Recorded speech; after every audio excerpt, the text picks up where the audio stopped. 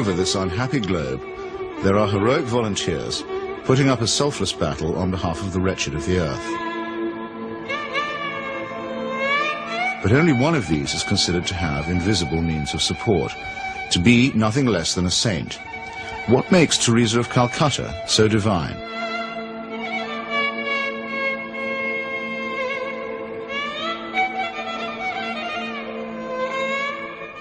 Long before Mother Teresa's helicopter touched down at about 11:20 this morning, the crowds were gathering here at Knock.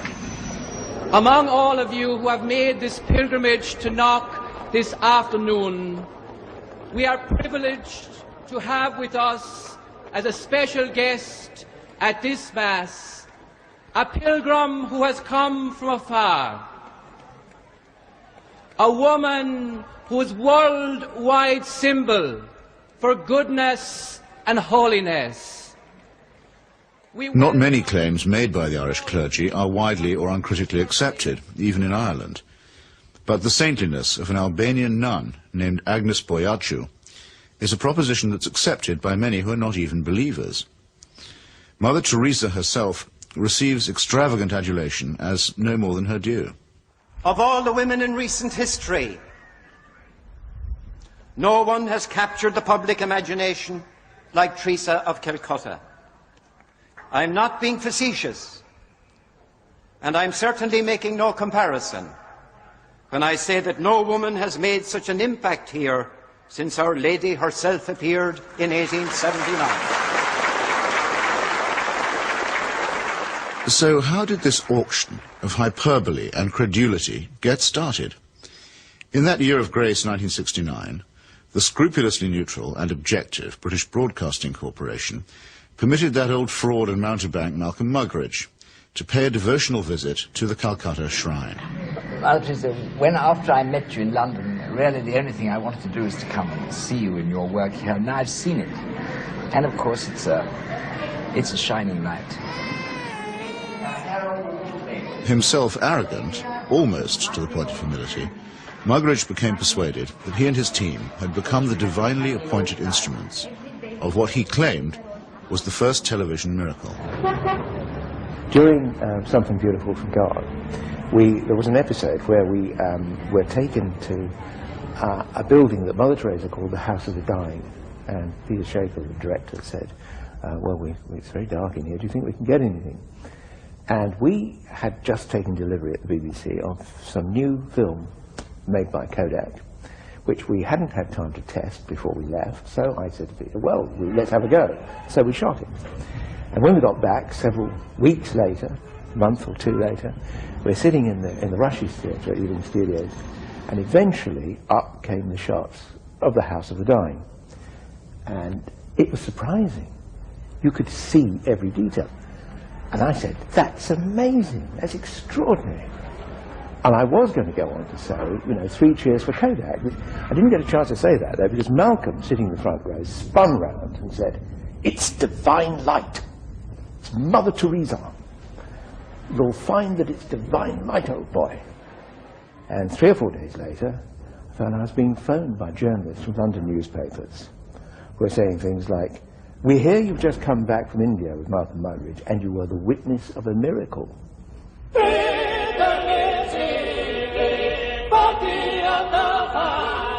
And a star was born. This profane marriage between tawdry media hype and medieval superstition gave birth to an icon which few have since had the poor taste to question. It's like you're actually seeing a living saint. Give a man a reputation as an early riser, said Mark Twain, and that man can sleep till noon. How does the reputation of Holy Mother Teresa look if, just for a moment, we switch off Malcolm Muggeridge's kindly light?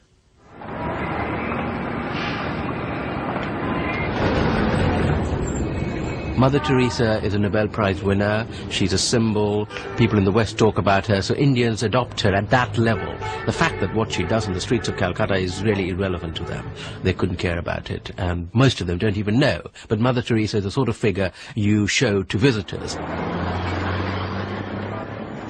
Mother Teresa's flagship institution is her home for the dying, a hospice which purportedly sweetens the last moments of otherwise destitute lives. My initial impression was of all the photographs and footage I've ever seen of Belsen and places like that, because all the patients had shaved heads. There are no chairs anywhere, there are just these stretcher beds, and they're like First World War stretcher beds. There's no garden, no yard even, no nothing. And I thought, what is this? This is 2 rooms with 50 to 60 men in one, 50 to 60 women in another. They're dying. They're not being given a great deal of medical care. They're not being given painkillers really beyond aspirin and maybe, if you're lucky, some Brufen or something for the sort of pain that goes with terminal cancer and the things that they were dying of. And I thought, what's the point? Right from the very beginning, I wanted to serve the poor purely for the love of God and to give them what the rich people get with money. I wanted to give to the poor for the love of God. They didn't have enough drips. The needles they used and reused over and over and over, and you would see some of the nuns rinsing needles under the cold water tap. And I asked one of them why she was doing it. And she said, well, to clean it. And I said, yes, but why are you not sterilising it? Why are you not boiling water and sterilising your needles? She says, there's no point. There's no time. Mother Teresa's cult of death and suffering depends for its effect on the most vulnerable and helpless, abandoned babies, say, or the terminally ill, who supply the occasions for charity and the raw material for demonstrations of compassion.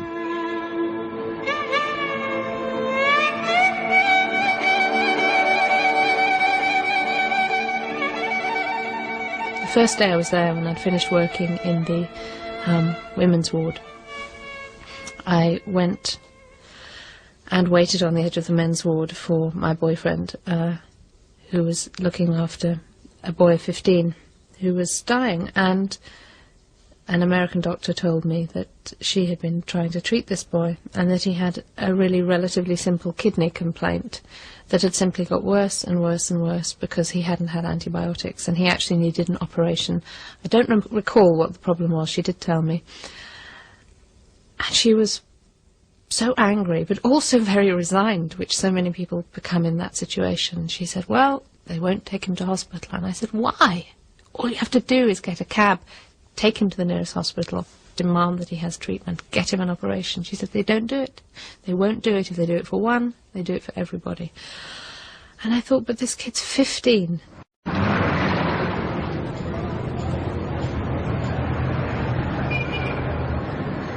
I ventured on my own pilgrimage to the Missionaries of Charity in Calcutta in early 1980. Who could fail to be touched by the work of the orphanage? Not I, though I did find myself a little put off by the mission's motto, he that loveth correction, loveth knowledge. Bit of a workhouse ring to that, perhaps.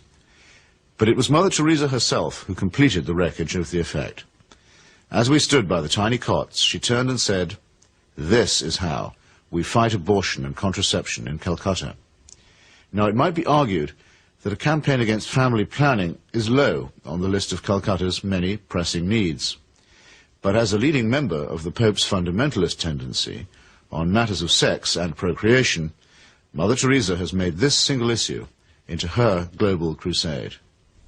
The greatest destroyer of peace today is the cry of the innocent, unborn child. If a mother can murder her own child in her own womb, what is left for you and for me to kill each other? Tenderness about the unborn is an emotion that I share myself. But tenderness about the unborn also becomes an overtly political matter when it's preached by a presumable virgin who also campaigns against birth control. Let us promise Our Lady, who loves Ireland so much, that we will never allow in this country a single abortion.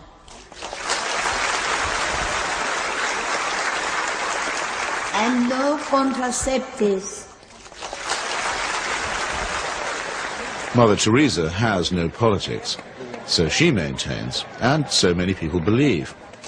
But when she came to London in 1988, ostensibly as an advocate for the homeless, she bent the ear of the Iron Lady and sought to steer her to the support of a bill limiting abortion.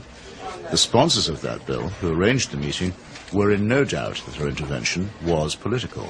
She's not a party political figure, but she's a political figure in the sense that, A, she is part of what may be called the Catholic agenda, the broader Christian right agenda, and the Catholic Church has been following what has generally been considered a hard-line approach under the present Pope.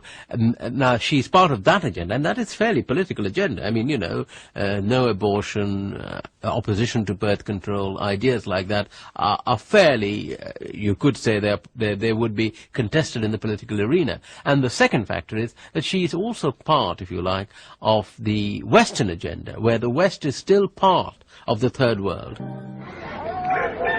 The rich world has a poor conscience. It wants, in fact it needs, to think that someone, somewhere, is doing something about the third world. And the Mother Teresa myth ministers to this desire. Here is a Western woman who has forsaken her life, albeit whatever life she might have had in Albania, you know, for sacrifice herself for the people of the third world. It makes the West feel better, you know. This is one of us again, once again rescuing the third world. Raising the roof. Yes, raising the roof. He's got his rations. Yes, he's got it, he's cleaning it. And then petrol shop. In the subliminal appeal that she generates, there is something of the mission to the heathen, something of the old colonial outpost, and something of Florence Nightingale.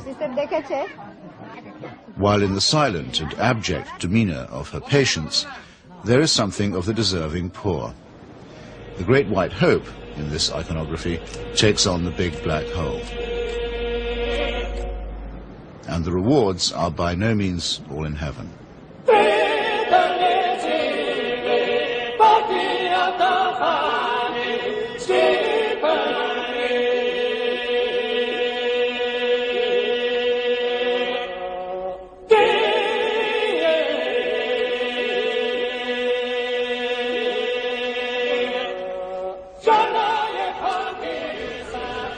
For someone whose kingdom is not of this earth, Mother Teresa has an easy way with thrones, dominions, and powers.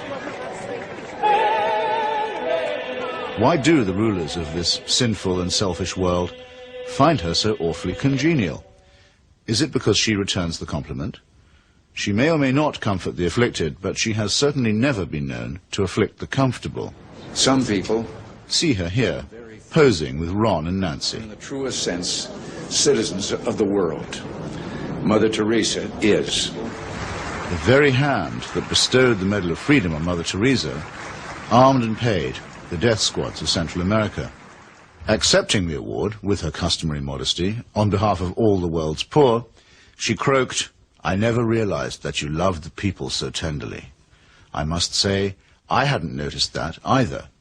Reagan's proxies murdered, among many others, 4 American nuns and the Catholic Archbishop of San Salvador at the very moment that he was celebrating Mass. But, visiting the slaughterhouse states of the region during that period, Mother Teresa found nothing untoward. Everything was peaceful in the parts of the country we visited, she claimed, after touring the killing fields of Guatemala, adding for good measure, "I do not get involved in that sort of politics."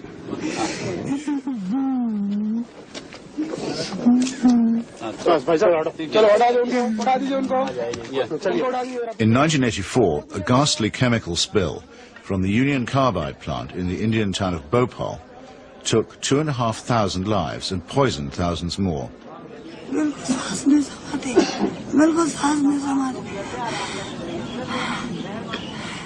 This was an act not of God, but of a negligent multinational corporation.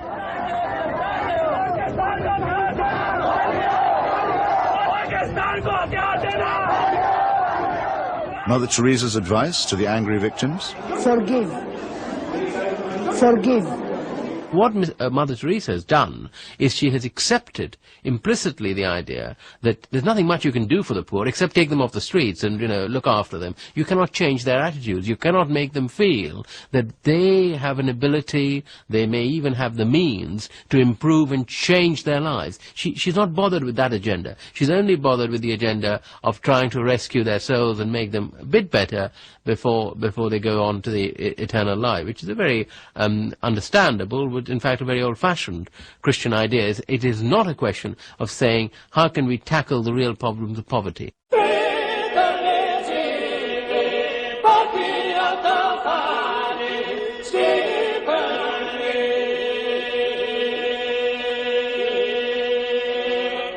Like most people who claim to be apolitical, Mother Teresa is in practice and in theory an ally of the status quo, and when the status quo is threatened, a trusted ally of the conservative forces. This places her in bold contrast to those, even among the religious, who have rejected the fatalistic and submissive conclusions about poverty that are promulgated by Catholic traditionalists like her. With our hands, with our life, with our love, we ask justice, we ask freedom, and we take justice, because justice is not like a gift which they gave. No, liberty, freedom, they don't give that. We have to take that. And in fact, we go through the streets and we took our liberty, we took our freedom, asking for justice. The Roman Catholic hierarchy has never forgiven Father Aristide, the legally elected president of Haiti, whom it regards as a base heretic. For his efforts to chase the moneylenders from the temple, he was banished from his order and forbidden to serve Mass. To the very last, the Vatican was the only foreign power to recognize the military junta that misruled Haiti. And the ground for this, too, was prepared by Mother Teresa. In 1980, she visited the island and accepted the Haitian Legion of Honor Award from Baby Doc Duvalier. She found much to praise in his corrupt, dynastic regime, telling astonished reporters that she had, quote, never seen the poor people being so familiar with their head of state as they were with the Duvaliers. It was a beautiful lesson for me, she simpered. I've learned something from it. The Haitian people, indeed, could not wait to get close to the Duvaliers, who in their turn moved forever to the French Riviera.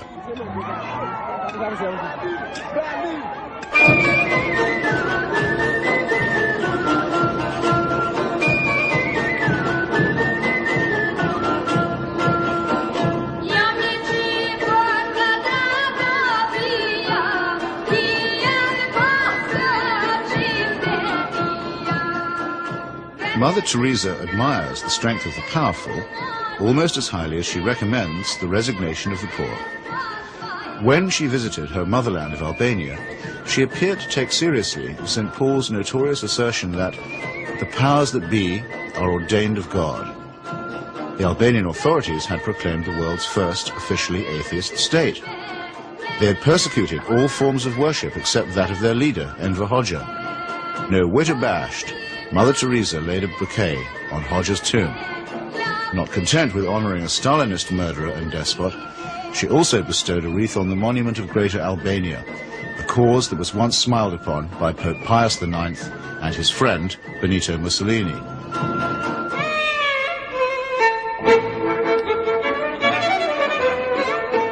Albania is, for secular reasons, quite rich in orphans. So there was ample scope for an orphanage specialist to praise the institutions of the regime while keeping silent about its victims.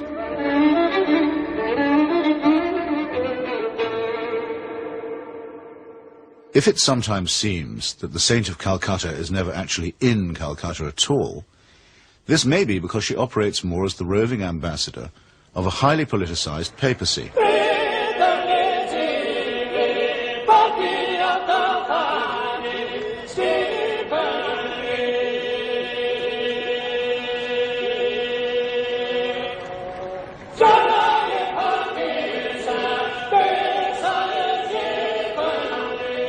Vatican foreign policy has taken her from the shores of Lebanon, where the Roman Catholic militia perpetrated the mass murder of the Sabra and Shatila camps, to Nicaragua, where the Cardinal was the patron of the Contras, to Armenia, where she helped Mother Church gain a foothold in the Soviet Union. In return, the present Pope is known to have placed her on the fast track for canonization.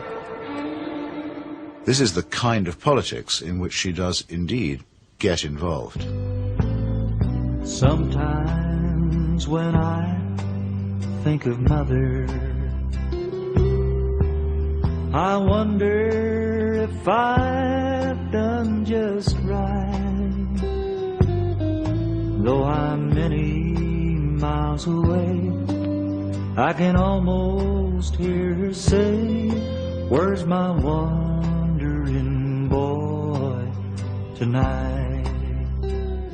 Robert Maxwell's genius for self-promotion made a nice fit with Mother Teresa's talent for fundraising. It became hard to decide which of the two was using which, or was it both? Ever since In the United States, Mother Teresa accepted well over $1 million from Mr. Charles Keating, a right-wing Catholic fundamentalist and anti-pornography crusader who was also a California savings and loan tycoon. Mr. Keating's problem was that he was using other people's money. He's now behind bars after the greatest scandal in American financial history. But while he was flying high, Mother Teresa flew right along with him. She got the use of his private plane. He got a personalized Mother Teresa crucifix, which he used to store up treasure on earth. Let's get him out of here. Why should the missionaries of charity have such a special vocation for work among the rich? And does Mother Teresa pick frauds because they need her help more than the honest billionaires? It's not a question that she's ever answered, but then, in the prevailing atmosphere of piety and adoration, it's not a question that she's ever been asked.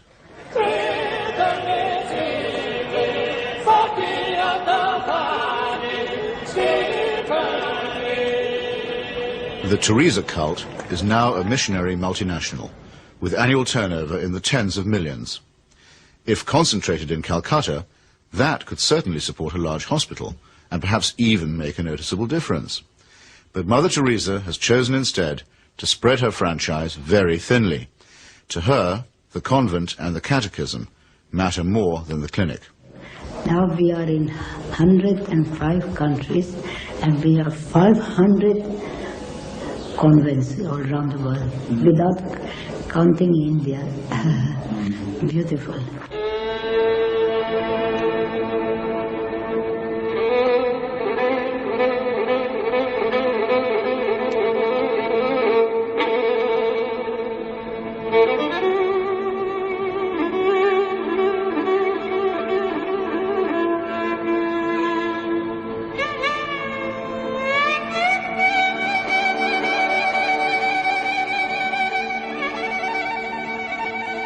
Modesty, simplicity, humility. By these canonical keywords, we are taught that we may recognize saints. Yet Mother Teresa regards herself as mandated by heaven, which is hardly modest. She lends spiritual solace to dictators and to wealthy exploiters, which is scarcely the essence of simplicity. And she preaches surrender and prostration to the poor, which a truly humble person would barely have the nerve to do. When she speaks about private or public morality, opposing family planning, for example, or defining abortion as quite literally the greatest threat to world peace, she takes on the grim and tedious tones of the zealot and the fanatic. In a godless and cynical age, it may be inevitable that people will seek to praise the self-effacing, the altruistic, and the pure in heart. But only a complete collapse of our critical faculties can explain the illusion that such a person is manifested in the shape of a demagogue, an obscurantist, and a servant of earthly powers.